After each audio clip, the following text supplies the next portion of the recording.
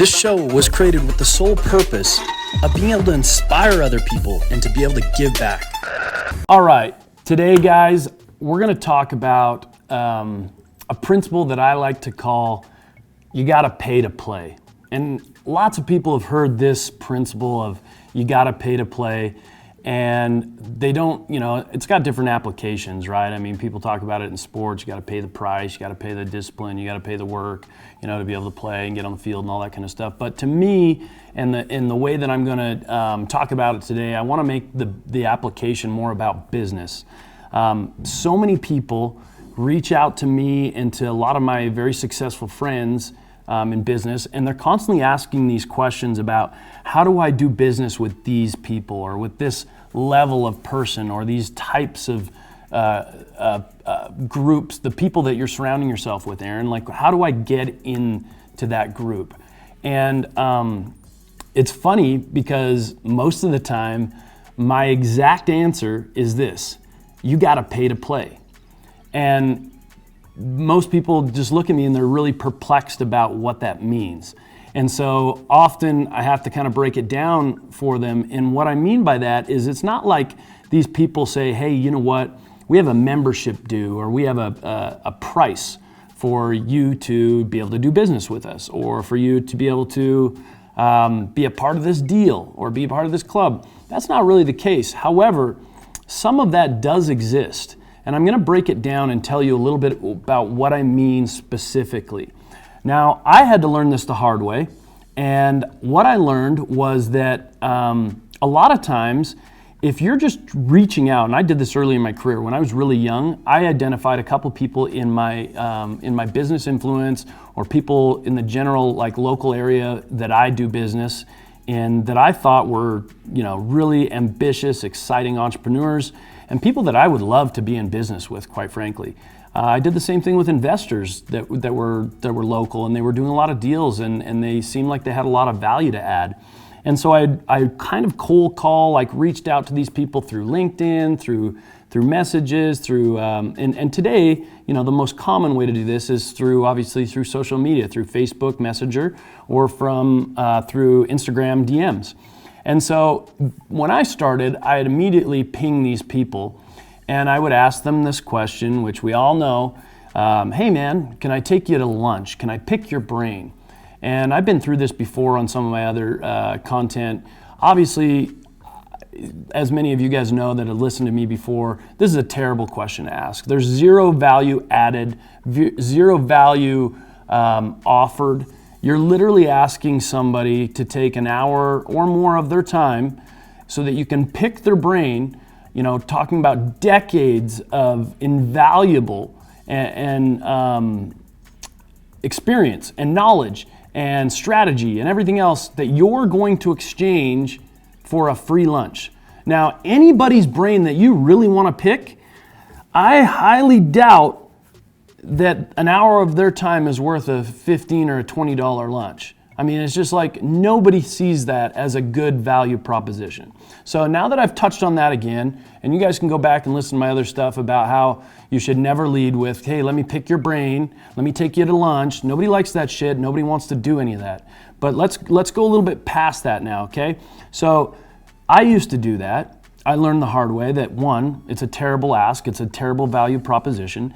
But two, ultimately, if I'm going to ask someone if I can pick their brain or if I can take them to lunch, that's not a big enough payment for somebody of value's time, for their experience, for their knowledge.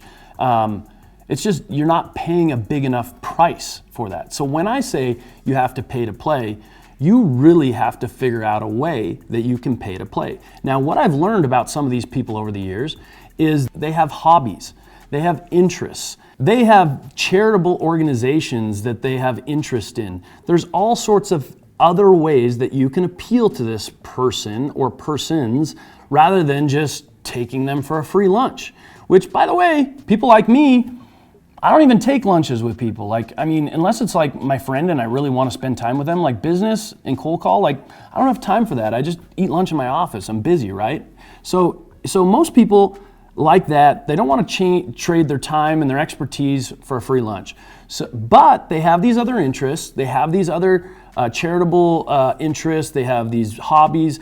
And when I talk about pay to play, I mean you have to identify these types of things about a person.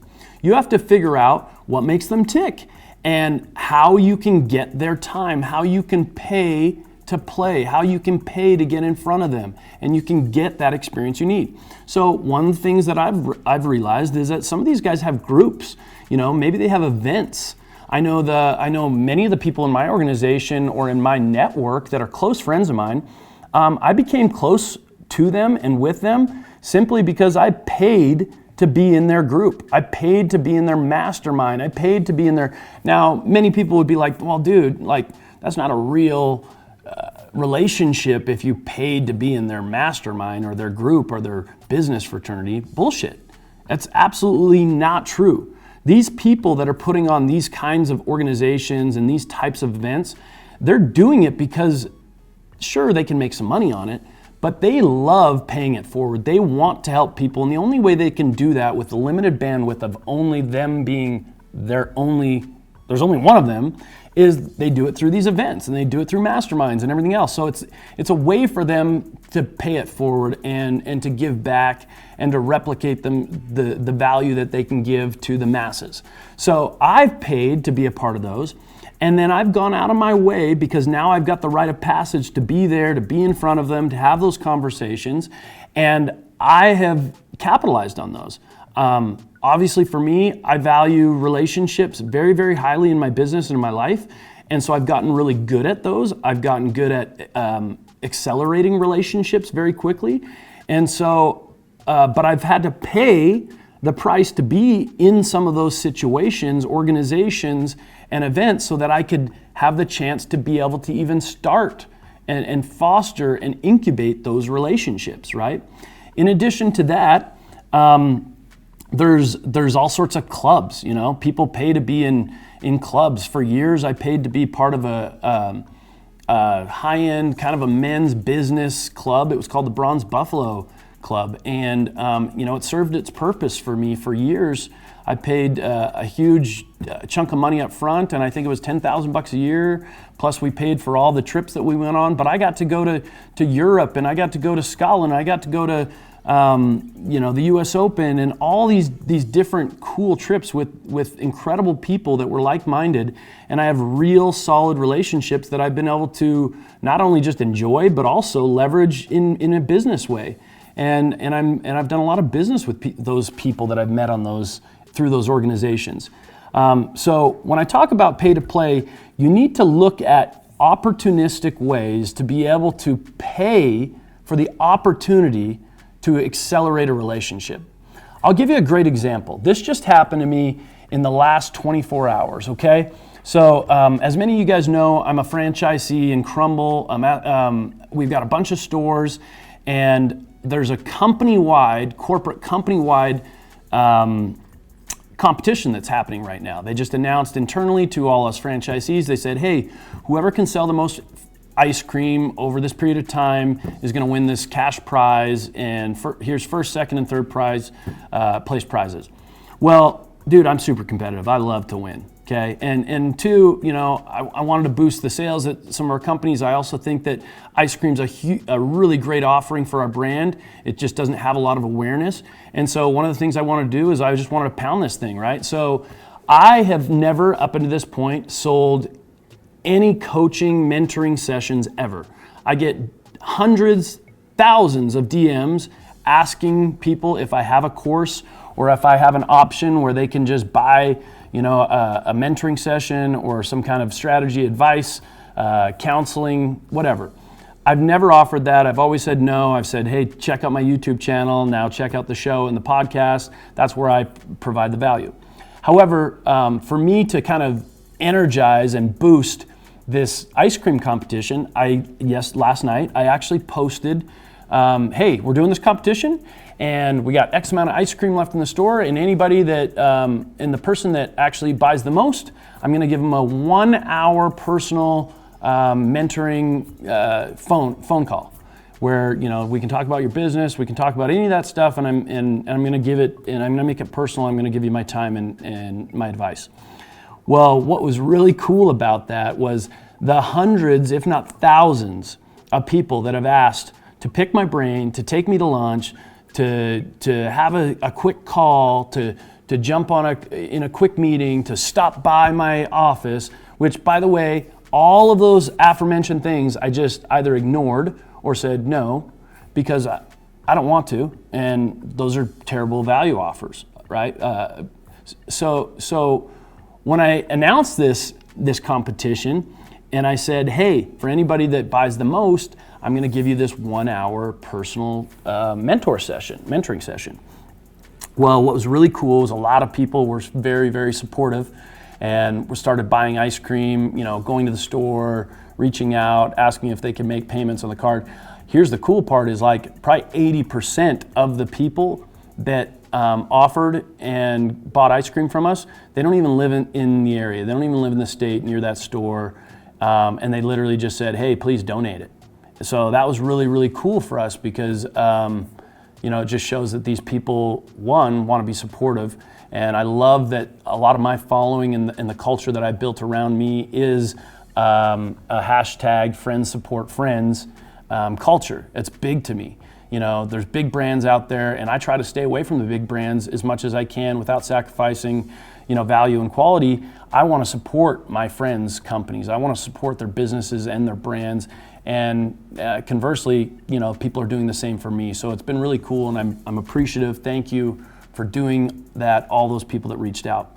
Getting back to the point, many of those people said, and I'm talking about 10 plus people, immediately said, I will buy it all. I'll take it all. So the price tag on the all was almost $800, right? And these people all said, yep, we'll do it. Which goes to show me that, one, they were probably generous people. Two, maybe they really, really like ice cream. But three, and I think this is probably the most weighted of the three, is they really just wanted a 1 hour personal mentorship session, which is great. It makes me feel good that I can that people actually want the value that I can add to them and their business. But even more importantly, it shows that some people in this world get it. They get this principle of pay to play. Because all those people that offered free lunches and go-karting and come to a jazz game and da-da-da-da-da, and all these, and not to mention, those are cool events, and I don't think there's anything wrong with some of those proposals and offerings.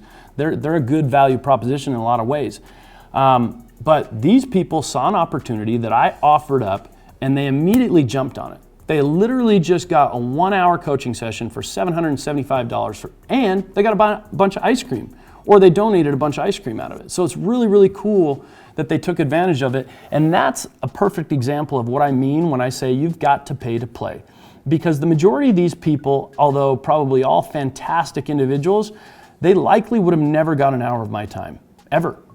But they saw an opportunity, they jumped on it, and they got it.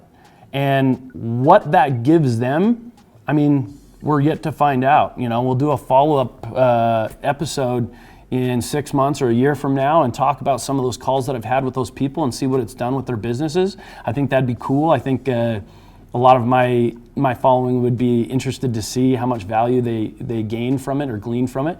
So I'll try to remember to do that. But the point is, the people understood there was an opportunity. They paid to play. They're in the game. We're having those conversations, and who knows what'll transpire. I have done those same things so many times. I've paid to be in the club. I've paid to be in the organization. I've paid a lot to be on the big trip, the golf trip, this trip. I've paid to have to take the plane so that we could, to charter the jet, to have the race day, the events, all of these things. They've cost me a lot of money over the years, but I've done them as an investment because I understand this principle of paying to play. So I want all of you guys to go home, if you're not at home, at your desk, whatever, make a list of the influential people that you want to be part of your network. Try to do a little bit of research. It's a lot easier today than it ever was before with social media. Figure out what makes them tick, what they like, Maybe it's their kids. Like for me, people have got to me by saying, hey man, like, I noticed your kids are big in golf and I'd love to offer them this kids golf thing. They have a golf product and they get a review, and now all of a sudden we're chatting, we're having this, or, there's lots of ways to get to people. And I've been good at doing that over the years, and I know that other people can have a ton of success if they just understand that that's what it takes. That you're not going to be able to just ask. We call this being an asshole. It's like people say being an asshole is asking questions, not taking the advice. I think being an asshole is just asking for shit that you have no right to be asking for. There's no value added. And so up until this point, I think that the vast majority of people, if they can internalize this concept, if they make that list, they identify the people, do a little research of what makes them tick and what the value that they could bring and add to their life, and then be willing to pay. And that doesn't have to be write a check. I know people that have literally got so much time with me by just offering to do videos for me, to make videos for my company, to make, to offer their skill sets. I've got people that have said, hey, I'll come to your yard and do this work and set this up, and you don't even have to pay me. I just want to do something for you, because now they're adding value to my life, And there's a lot of ways that you can get in front of people and you can add that value, but it's all payment. So bottom line is, you want to take progress steps forward with real relationships that are massive value to you in your life. Pay to play. This show was created with the sole purpose of being able to inspire other people and to be able to give back.